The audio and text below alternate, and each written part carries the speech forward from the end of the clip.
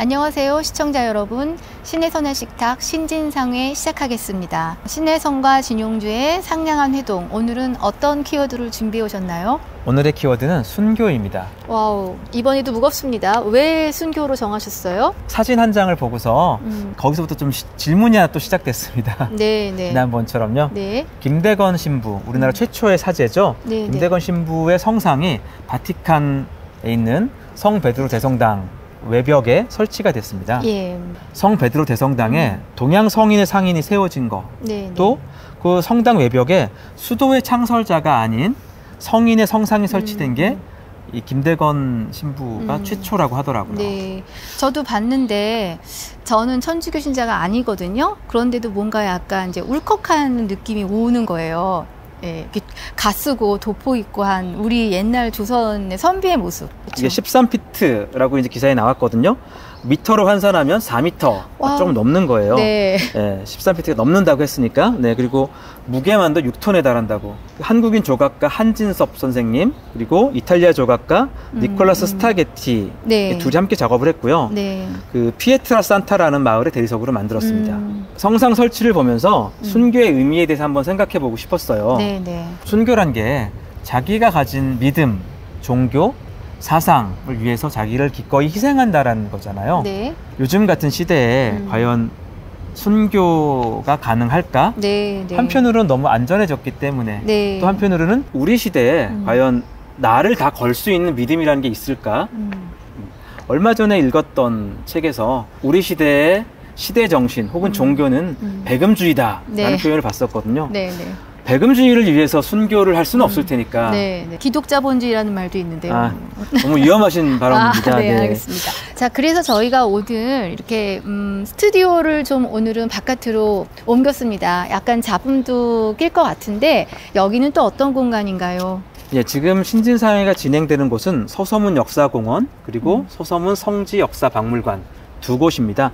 서서문 역사공원 안에 서서문 성지역사박물관이 있는 거고요. 네. 음지의 공간이라고 불리는 그런 별칭이 있기도 한데요. 네. 좋은 좋은 말은 아니죠. 음지의 네. 공간. 예. 네, 여기 사실은 역사적으로도 많은 아픔이 있는 공간입니다. 조선시대에 성문 바깥에 있으면서 당시의 기준으로 범죄자들을 처형하는 공간이었고요. 특히 국가적으로 범법자들을 처형하는 곳이었습니다. 네. 동학과 관련된 사람들도 여기서 많이 희생됐었고요. 네. 특히 천주교 쪽에서는 의미가 깊을 수밖에 없는 게 여러 박해에 걸쳐서 여러 연도에 여러 박해에 걸쳐서 이곳에서 수많은 사람들이 희생되었고 이곳에서 돌아가신 분들 중에 많은 분들이 성인으로 이렇게 지정되기도 했습니다. 처음 여기 왔을 때 사실 베를린에 있는 유대인 박물관도 막 이렇게 떠오르고 그러더라고요. 자신의 사상과 종교의 자유를 위해서 목숨을 내건 분들, 또 사실은 범법자라고 그랬는데 당시의 사회에 반하는 세력들은 어찌 보면은 혁명가이자 사회 혁신을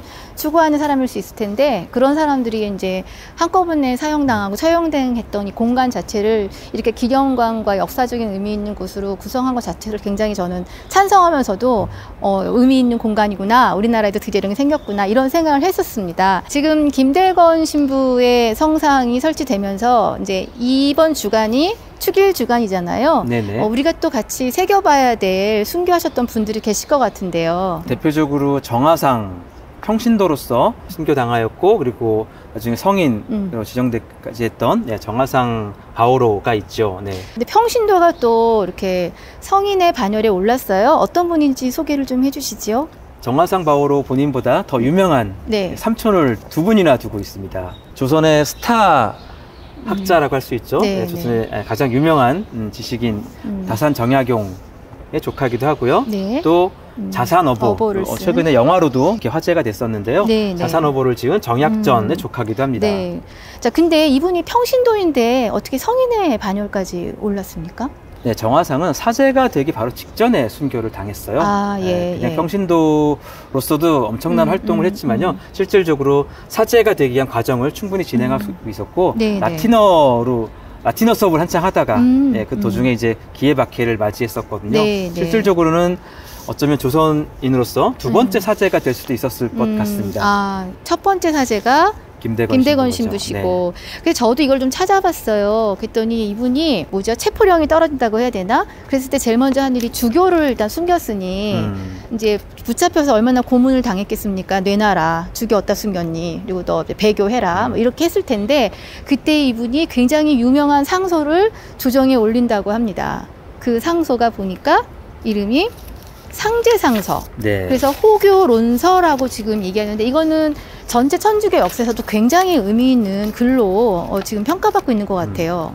네, 천주교 박해가 얼마나 부당한지 그리고 신앙 혹은 사상, 믿음의 자유를 얘기하는 걸로써 빼어난 글이라고 할 수 있습니다.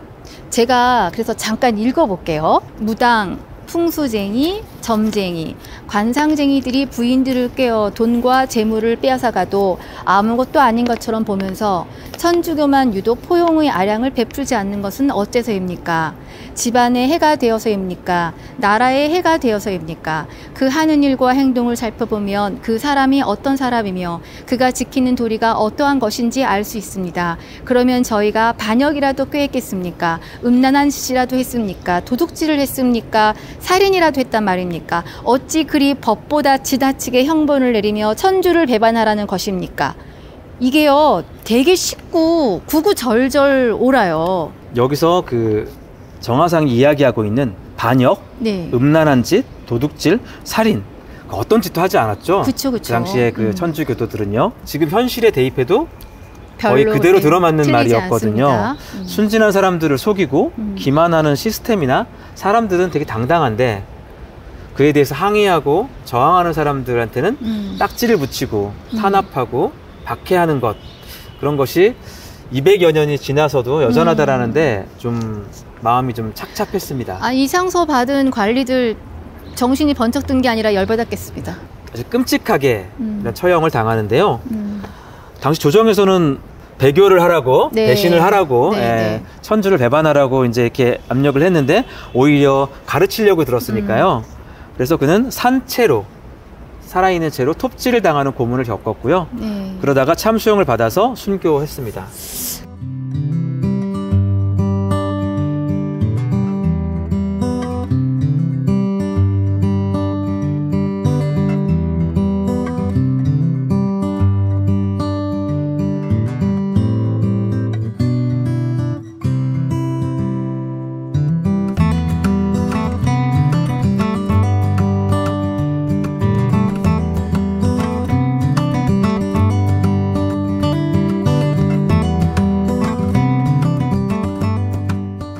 올라오니까 기차 소리도 나고요. 뭔가 조금 생동감이 느껴지네요.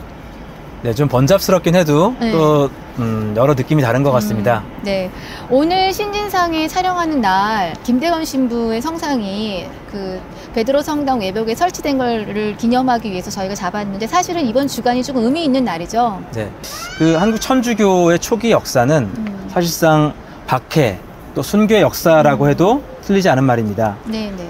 한국 천주교는 유교 사상이 뿌리 깊었던 조선 18세기 말에 몇몇 실학자들의 학문적 연구로 시작했고요. 예. 서학이라는 이름으로 처음에 들어왔죠. 종교가 아니었다는 거죠. 그렇죠. 종교가 아니었죠. 그리고 1784년 이승훈이 북경에서 베드로라는 이름으로 세례를 받고 들어와서 한국에서도 천주교회가 탄생했습니다. 이후에 외국 신부도 오긴 했지만 국내인이 세례를 받으면서 천주교가 시작됐다는 점에서 다른 나라와 좀 다른 특징을 보이고 있고요. 그런 점에서 오히려 박해가 또 아주 심하게 초기부터 네. 있었다라는 것도 또 특징일 수 있을 것 같습니다. 한국 천주교 자료에 따르면 1791년에 처음 신해 박해가 있었고요. 1866년 병인 박해가 이르기까지 전부 1만여 명이 순교한 것으로 나옵니다. 그러니까 아마 시청자분들이 아니 왜 메디치 미디어 유튜브에서 갑자기 이렇게 천주교 이야기를 다룰까 하는데 시청자 여러분 아까 177주년이란 그 숫자 기억하시죠? 이게 종교의 역사가 사실은요 대한민국의 앞전에 있는 역사와 같이 옵니다. 그래서 오늘 드리는 말씀은 종교보다는 차라리 역사로 받아들여 주시는 게 좋지 않을까 그렇게 생각됩니다. 네. 진짜 학문으로 들어온 천주교가 당시 조선과 정말 굉장히 심각한 이런 문제를 일으키는데 이후에도 뭔가 계속 좀 악연으로 간다고 해야 되나? 뭐가 있어요. 3.1운동 때 천주교의 뭐랄까요, 사실상 방관, 기미 독립선언문에 서명했던 사람 중에 천주교인은 대표가 그 지도자는 한 명도 없었고요. 없었습니다. 그리고 서울 교구장 뮤텔 주교는 예. 만세운동 참가를 아주 일찍 금지했다고 해요. 왜 그렇게까지? 신앙의 자유를 보장하기 위해서 국가의 간섭을 배제한다. 그러니까 정치 참여, 정치와 거리를 둔다라는 건데요. 한편으로는 원한이라고 짐작할 수 있고요. 조선 왕조로부터 핍박을 받았기 때문에 그에 대한 아마도 분풀이 같은 것도 있었을 거라고 생각이 들고요. 자, 그래서 이게 3.1 만세운동에 천주교가 사실상 돕지 않고 방관했다, 일본을 인정했다는 것 때문에 국내에서 이거에 대한 내부의 비판의 목소리가 3.1 만세운동 100주년 때 나온 걸로 제가 알고 있어요. 식민지배에 적극적으로 협력했다, 아니다를 두고는 여전히 논란의 여지는 좀 있을 것 같고요. 2019년에 3.1운동 만세 100주년 때 당시 주교의 의장인 김미중 대주교는 3.1운동 100주년 기념 담화를 발표해서 당시 천주교의 태도를 반성하는 입장을 밝혔습니다. 네, 이번에 사실상 또 김대건 신부의 성상이 그렇게 바티칸에 설치됨으로써 뭔가 한국의 당시의 노력들, 그러니까 우리 스스로 세례를 받아서 교회가 만들어진 그거에 대한 것들을 좀 인정했다? 이렇게 그렇죠. 봐야 되나요? 지금 저희가 이런 기독교, 개신교까지 포함해서요. 기독교를 바라보는 시선으로 생각하면 안 되지 않을까라는 생각을 하거든요. 당시에 가령 반상의 철폐, 하나님 앞에서 누구나 평등하다라는 생각이 얼마나 혁명적이었을까. 그들에게 그것만큼 가슴을 뛰게 만드는 생각이 있었을까.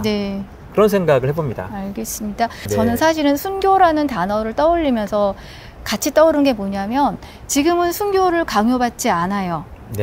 이 시대에 성직자는 물론 이거니와 지식인은 그러면 무엇을 향해서 나의 신념을 바쳐야 할 것인가?